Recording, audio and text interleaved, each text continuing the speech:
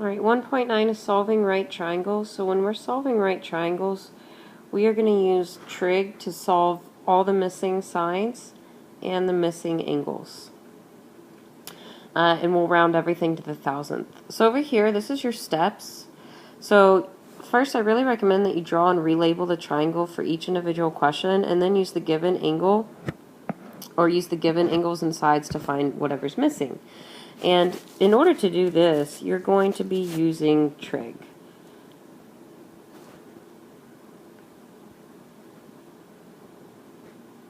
So when I say using trig, that's so,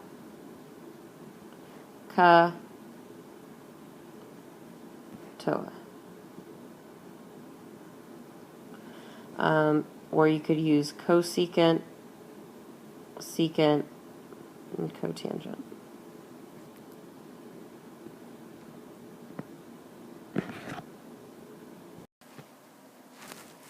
Okay, so for example 1, let's do these steps. Let's redraw the triangle.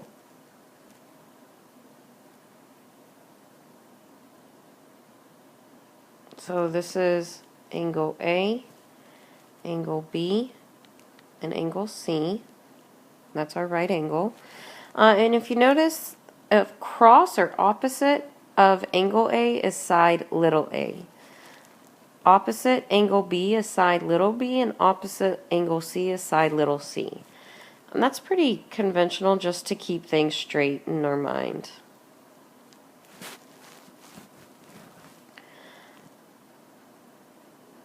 Alright, so if I label what I have, I know little b is 5, so I'll go ahead and put a 5 here. And angle B is 38 degrees. Now in geometry we learned that triangles always add up to 90 or 180 degrees, 180. So if you add 90 plus 38 and then subtract from 180, you can find what angle A is. And that's probably the first easy step that you can make. So 90 plus 38 is 128. 180 minus 128 is 52. So we already have one. Angle A is 52. But we didn't really have to use trig for that. We just kind of remembered some old geometry. So let's do our first trig. In order to find trig, or really any time you have an algebra problem, you always want to solve for only one variable. So in trig, let's write this down. I'm going to say this over and over again. Trig of an angle equals a ratio. So your variable needs to either be part of the ratio or the angle. But you can only have one variable at a time. So pick a side to start with. Let's say you start with side A. It doesn't really matter. You just pick one to start with. So let's say I want to find side A to start with. Well, if I'm going to find side A, then I have to use my other two knowns. So I'm going to have to use the 5 and the angle 38. You have to use two knowns to find an unknown. So with respect to the angle that I am using, 5 is opposite, and A, which is what I'm looking for, is the adjacent. So when I do opposite and adjacent, I use the trig TOA. So TOA, don't just say TOA and then start filling in numbers. Really go back and say, okay, trig of an angle equals the ratio. I'm going to write that again. I cannot write this enough. Trig of an angle equals the ratio. So the trig that you're using, we decided is tangent, because it's TOA. Then I put the angle. The angle that I'm using is 38. O is 5. Is our question mark, or I'll put letter A. So I'm trying to solve for a here. And generally, how I like to show you this is to cross multiply. And when you cross multiply, we do top times bottom equals top times bottom. So tan 38 times a equals 5 times 1. And I'll just write 5. So if I'm trying to get a by itself still, I divide by tan 38. And what I do to one side, I must do on the other. So that makes this cancel with this, and I get a equals 5 divided by tan 38. And so that's what you can type in the calculator, 5 divided by tan 38. And we get 6 point, I'm going to write this down just so you can remember you have to round correctly, 3997. So this 7 makes this 9 go up, which makes this 9 go up, which makes this a 4. So I have answer little a is 6.4. If you want to write 0, 0, that's fine. If you don't, that's fine too. Okay, now I still need to find what C is. And you could do Pythagorean theorem. You have two knowns of a right triangle. You're looking for the third. But the point of this really is to practice our trig. So let's go ahead and practice our trig again. So I'm going to erase all this. Make sure you have all this.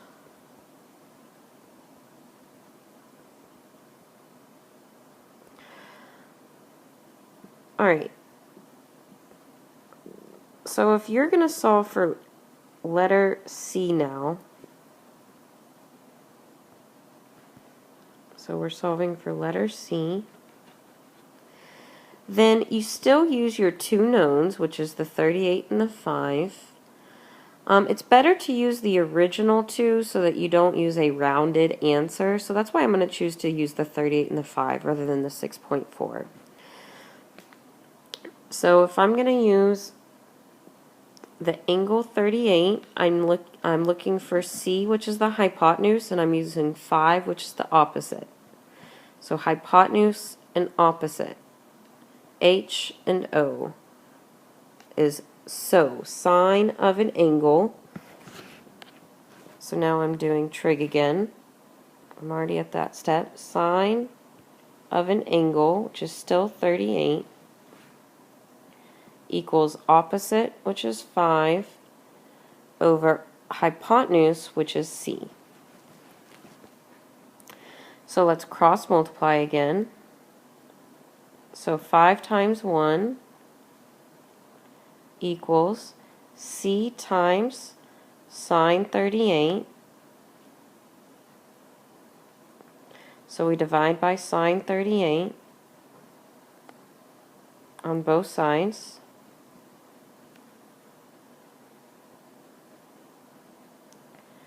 And this cancels with this, and I get C equals 5 divided by sine 38.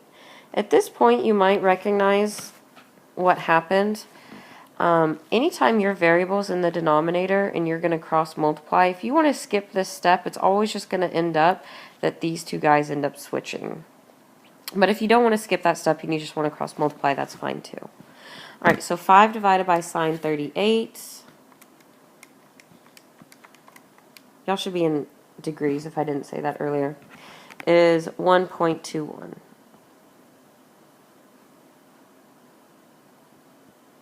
I'm sorry, I said that wrong. 8.121.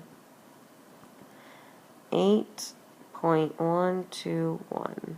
So that goes up here. And then, of course, we all know angle C is 90. So that is our 1, 2, 3 sides and 1, 2, 3 angles. We have all of the information. Okay, let's go on to example 2. So example 2, redraw your triangle. So it goes A, B, C.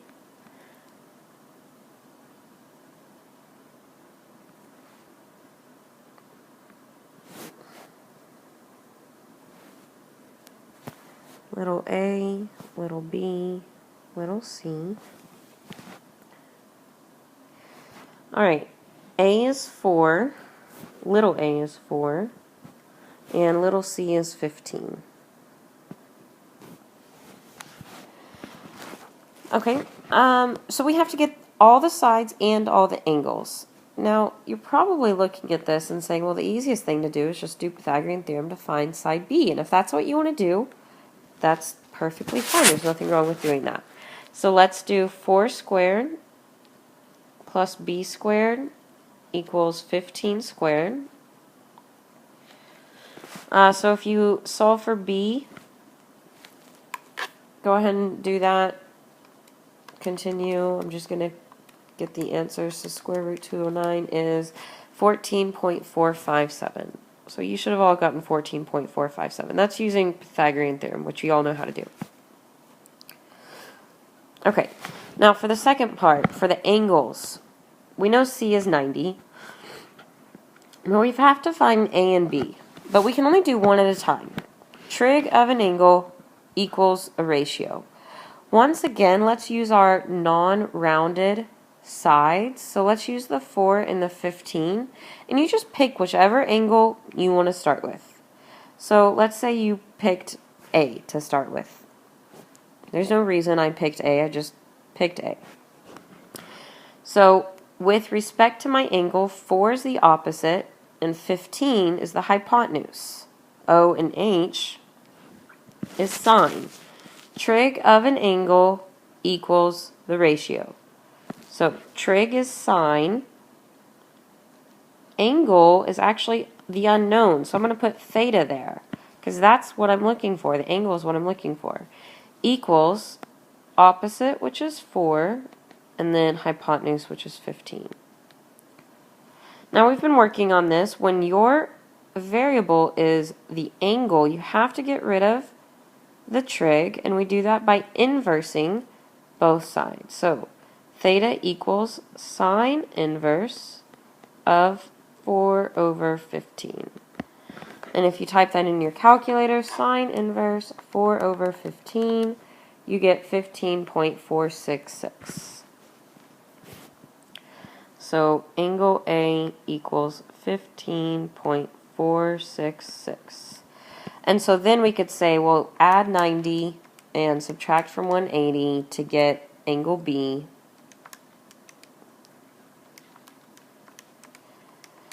Is 74.534. So then angle B is 74.534 degrees. Both of these were degrees. Alright, so we have our 3 sides and 3 angles. Of course, C is 90. Alright, let's go on to word problems. Draw a diagram and solve. Round sides to the thousandths and angle measures to the thousandths. So everything's always to the thousandths. According to the safety sticker on a 20-foot ladder, so there's one piece of information, the distance from the bottom of the ladder to the base of the wall, which it leans on, should be 1/4 of the length of the ladder. And it even gives you what that is. If the length of the ladder is 20, 1/4 of that length represents 5 feet.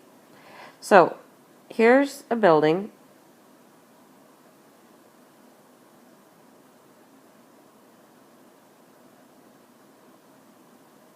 And you have a ladder that is leaning against that building. So here's my ladder. This ladder is 20 feet long. You also know that the bottom of the ladder to the base of the wall on which it leans. So the bottom of the ladder to the base of the wall which it leans. So from here to here is 5. And so you should be able to see the right triangle. in the first question, if the ladder is in this position, what angle does it make with the ground? So here's the ladder, and the angle with the ground is right here. So now it's telling us what theta we want to solve for. So if this is my theta I'm wanting to solve for, 5 with respect to that theta is adjacent, and 20 is the hypotenuse. Adjacent and hypotenuse is cosine. Cosine of my angle equals adjacent over hypotenuse. So therefore, theta equals cosine inverse 5 over 20.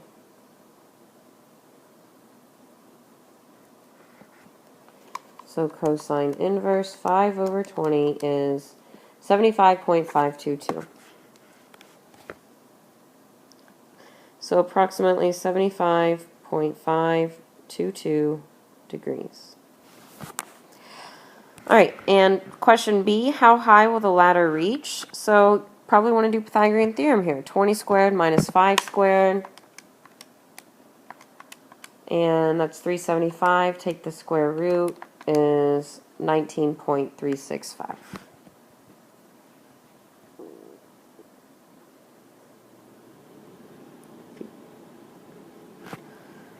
Okay, these questions probably sound pretty familiar from geometry.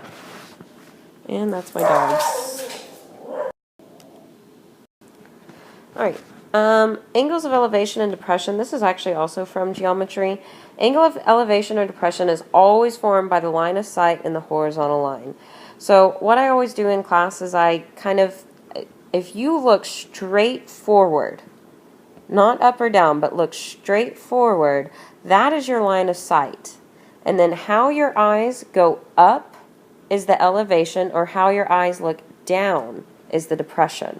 But what's really important is that you always use a horizontal line. So you can either be using this horizontal line, and then how you look down is the depression, or you can use this horizontal line, and how you look up is elevation. It's kind of like how I say you never use the y-axis. Same thing. Never use the vertical line. That is an always statement all throughout trig. This is kind of like the x-axis. It's the horizontal. Okay? If you notice, if you recall geometry really well, these are actually going to be the exact same angle. So that's what's significant, is that they're going to be equal to each other, or congruent. And why is that? Well, a really quick refresh on geometry. If you have two parallel lines and a transversal running through them, then we called all these words, like this was vertical angles, this is corresponding angles, these were alternate interior, these are alternate exterior. Anyways, it has to do with that whole section, but it basically means that all of these are congruent, and I'll do this in a separate color. All of these are congruent. So if I go back to my original picture that I have in my problem, or not problem, but this is my parallel lines, this is the transversal. These are alternate interiors, they are congruent. Or you could think of it as, if you finish out the triangle, whatever this angle is going to be, this is going to be 90 minus that angle, and then whatever this is going to be the same, because it's 90 minus 90 minus. Okay, let me go on. Just know that they're the same. It doesn't matter where you really draw them, as long as you use the horizontal line. That's what's really, really important. Alright, a flagpole casts a 60-foot shadow when the angle of elevation of the sun is 35 degrees. Alright, so I'm going to draw, here's my sun. And you have a flagpole. And, okay, from the sun, your sun beams down rays. So from the sun, it's beaming down rays. And because the sun is behind the flagpole, it's going to cause a shadow right here. So when it says angle of elevation, it's from the ground and then how high up that line to the sun is. So this is the angle of elevation to the sun, and that angle is 35 degrees.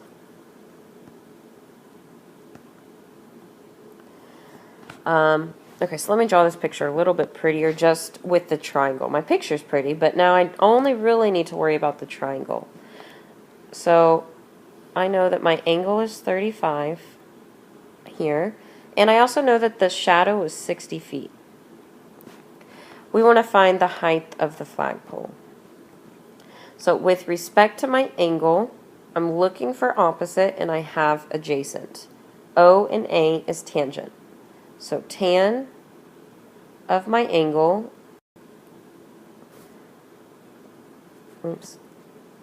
tan of my angle equals opposite, which is what I don't know, so I'll go and put O over A, which is 60. Alright, this time if you cross multiply, let's put this over 1. If you cross multiply, top times bottom, so O times 1 is just O. Let me use a different letter. I don't like that. I'm going to just do X because we're all familiar with X, and O's getting me confused with 0. So X times 1 is just X equals tan 35 times 60. And it's not the 35 times 60, it's tangent of 35 and then times 60. So on your calculator, you need to do tan 35, close that parenthesis, times 60. If you don't do that, it's going to end up it's going to end up wrong because it's going to do 35 times 60. All right, and you get 42.012. So that means that the flagpole was 42.012 feet. Okay, let's go on to example 5. A guy wire needs to be used to stabilize a radio antenna. The antenna is 20 meters tall, and the angle of depression from the top of the antenna to the point where the wire will connect to the ground is 23. How long should the wire be? A guy wire is it's a specific kind of wire used to stabilize things. It's the wires that you see that are on top of poles and they go to the bottom. So you have a telephone pole, and you have this wire that's going to go from the top of the pole to the ground. It says that the antenna is 20 meters tall, and the angle of depression, so let's read this very carefully. Angle of depression from the top of the antenna to the point where the wire will connect to the ground is 23. Now, either way you read this, you have to think about, always use the horizontal line. So it does say from the top of the antenna to the point, so here's the top of the antenna, the horizontal line, to the end of the ground. So you could either say that this is 23 degrees, or you can say that from the top of the wire to where it hits the ground, make that horizontal line is what's really important. That is 23 degrees. Either way, you get the same thing because this angle and this angle are going to be congruent. Alright, so let's finish off our triangle. This is the 90-degree angle. How long should the wire be? So that's the hypotenuse.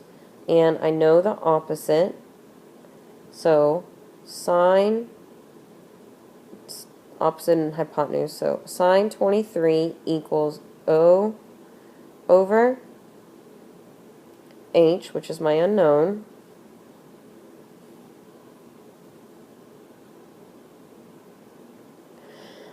if you cross multiply, we know that what's going to end up happening is that this is going to switch with this. So x equals 20 over sine 23. So 20 over sine 23 is 51.186.